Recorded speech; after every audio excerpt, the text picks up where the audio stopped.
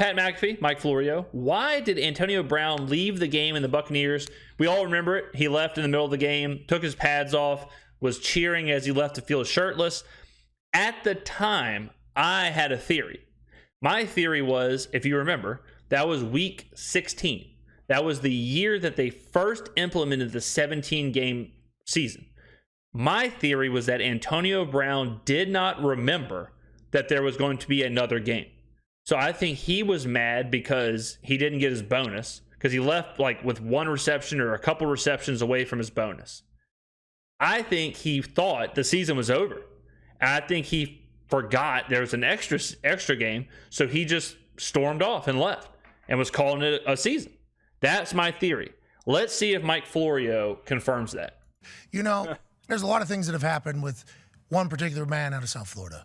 You know, he's obviously had run-ins with the law. He has become I'm no Pat McAfee stan.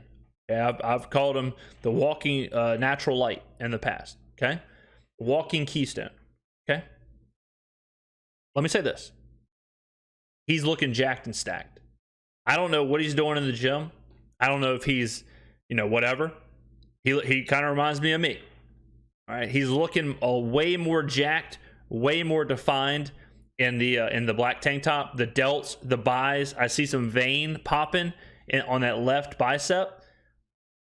Look, I don't know if he's on the desiccated bull testicle pills like I am, but I'll give credit where credit's due. He's looking tan, looking jacked.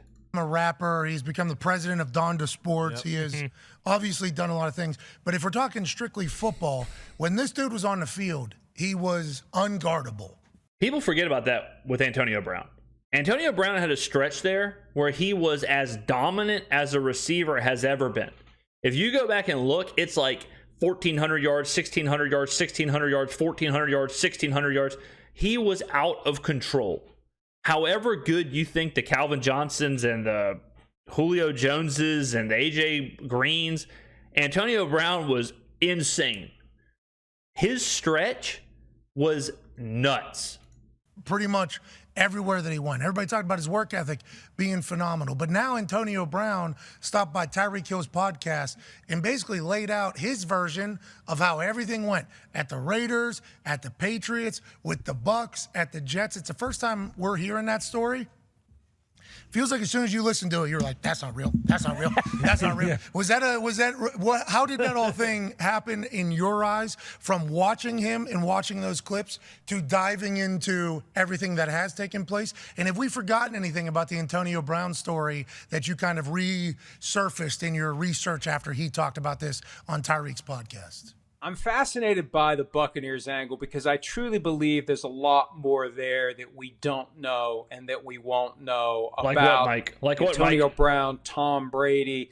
You know, the way they tease this podcast, under the description on YouTube, it says why Tom Brady really unretired. And I listened to the whole thing, all 80 minutes, and I didn't hear Antonio Brown talk about that. Maybe I missed it. Oh, they got you. They got you. They got you. Classic. But they got me. They got me. Clickbait, baby. Yep. But still, it was, I think, one of the key things, the whole Alex Guerrero angle.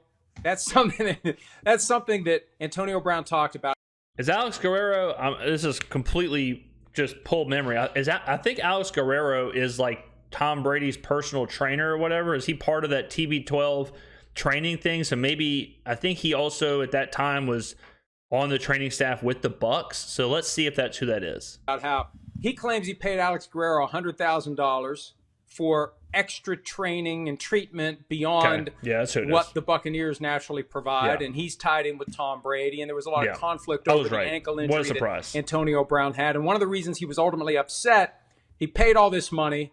Alex Guerrero eventually gives him the cold shoulder. This is all happening while they're trying to push him to play against the Jets in Week 17 of the 2021 season, and he believes he shouldn't be playing. And Brady tells him, I'm going to throw you a lot of footballs. And that's when he just eventually snapped. And he said, look, if y'all think I'm crazy, F all of you, and I'm out of here. But it makes me think there's more there that they're never going to tell us. Now, that's balanced by the fact that when he goes back to how things ended in Oakland, and he tries to create the impression he went to owner Mark Davis. This was even before they moved to Las Vegas, 2019. He goes to Davis and he says, just let me go and I'll give up my $30 million. Well, he overlooks one fact. After they let him go, he still tried to sue the Raiders to get his $30 million. So there may be some variations. There may be some discrepancies in the stories that Antonio Brown wants to tell. Yeah, that might have been Rosenhaus, though, or whoever was his agent at the time, being like, we got to go get that. So the way Florio just told it was that it happened in week 17. Now, my memory may be flawed here, but I'm pretty sure it was week 16. If it was week 16, what he just explained kind of gives credence to my theory that he was promised a bunch of passes to reach that bonus. He didn't get them. And when he realized it was over, he just said, peace, F it, I'm out of here. And then got suspended for week 17. Who knows how it unfolds, but it was fascinating, like taking a trip back in time almost while I'm listening to the clips. I didn't listen to the full 40 minutes, but I thought about that. Remember, he came in a hot air balloon. Yeah. Yep. Remember, it was on like Hard Knocks. It was like a nice trip down memory lane. And then the Patriots situation where he said basically they called some stuff because we were killing it. It was too easy. Yeah. He said it was too easy. The NFL didn't want him to do it. That's why he ends up leaving the Patriots. And then he buried Robert Kraft on the way out. Yes, he did. I mean, there was so much to it. He was so fucking good at football, though. Unbelievable. That is why all of those things could happen after Pittsburgh, Oakland, New England, Tampa, inevitably ending with a Super Bowl and a touchdown in the fucking Super Bowl. All those things can happen because of how good he was at football. We have to remember that. Everything off the field, it's like, damn, I don't understand what all took place here, but hopefully we get it figured out. Is it possible for him to not be super interesting whenever he does speak on camera? Just anytime. Anytime. I'm in. If he's opening his mouth. Yeah. Do you know? See, that's one thing, like with Antonio Brown, and maybe it's just me, maybe it's just different strokes for different folks, but I've never found him super interesting because he's so crazy. You know, it's the same as it's almost like Kanye, like nowadays, where, but I guess that's why, like, some people love shock, like the shock jocks, like Howard Stern back when he was really shocking, or like the pranks. I just have never liked that. I'm more of a substance kind of guy, I guess. Like, I like more of a thought to chew on and listen to and all that. And that's why I just never gravitated towards those stunts. And I feel like that's all he is. Antonio Brown is a stunt. You know, like when he's walking around wearing crazy sunglasses and all this insane fashion, his hair is cut crazy ways, and he's saying all these insane things that are not true. Some people, it's like, I can't take my eyes off of it. But for me, it's like, I can't quit watching fast enough. You know, like listening to 80 minutes of him talking about just wild stuff like that. Like, to me, it's just not for me. So, and maybe I'm just an old man, but I don't find them entertaining at all. People like that kind of, there's a lot of, it's kind of in vogue now, where everything's so quick and it's so grabby and it's so fast and it's so clickbaity that people who just kind of wild out, some people just love watching it. You know, like, those videos where it's like a guy who he's just like destroying stuff. Like when he's like cooking, but he's just breaking the eggs and it's like complete chaos. It's hard to explain. But like, he'll have a pan out, and instead of just cracking the eggs, he'll like spike the eggs in the pan and throw a box of flour in there and spike olive oil, and then like it's just a mess. Some people love watching that shit. To me, I can't stand it. I can't stand watching it. It's just too chaotic, nothing there, you know. I'm there. Think about all the stuff though. Like people had different things they just thought of when they thought of Antonio Brown off the field. Yep. People just thought of different things, all very absurd and ridiculous and involving the law. Yeah. Well, still got shot after shot after shot after shot after shot after shot. Yep. If he was to just go away right now and just go train, and nobody heard from him for 5-6 months, he'd get a job this upcoming season. He'd get a workout. He'd get a job because of how fucking good he was at football. He's super good. Like talent always trumps everything else. A guy like Randy Moss, a guy like Antonio Brown, they could do whatever, and they're going to get chances for sure. That's just the way the cookie crumbles. When you're that good, doesn't really matter outside of the game. Oh, AJ, which is why it's such a sad story almost.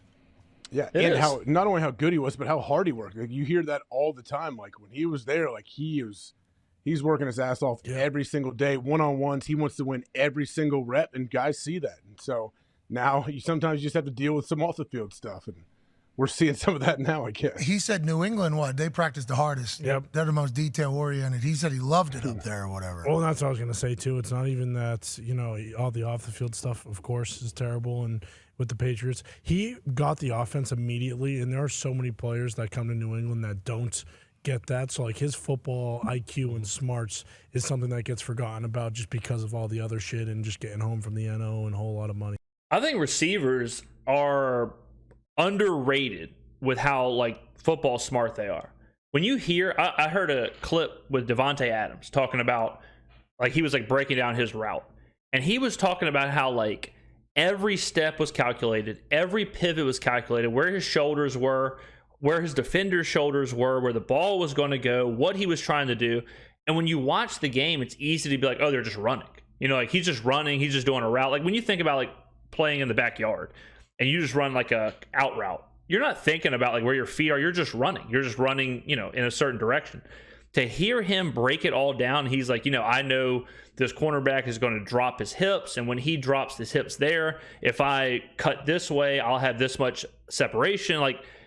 They are almost like quarterbacks, where they're seeing things so far ahead, and the fact that they're doing it at absolute lightning speed, almost literally, because they're so fast, it's crazy to listen to. I would, if you've never have heard them break it down, I would recommend going and trying to find wide receivers talking about running routes and all that stuff. They are sneaky, way up there in the IQ department and all that.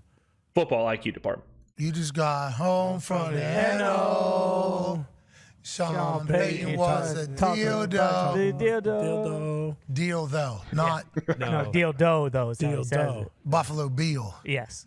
Dildo. Mm-hmm. Let's go to the phones. Sound like you're talking about a doubleheader. No. All right, well, there it is. Hey, they didn't really answer the question. They didn't really answer why he left in the middle of the game.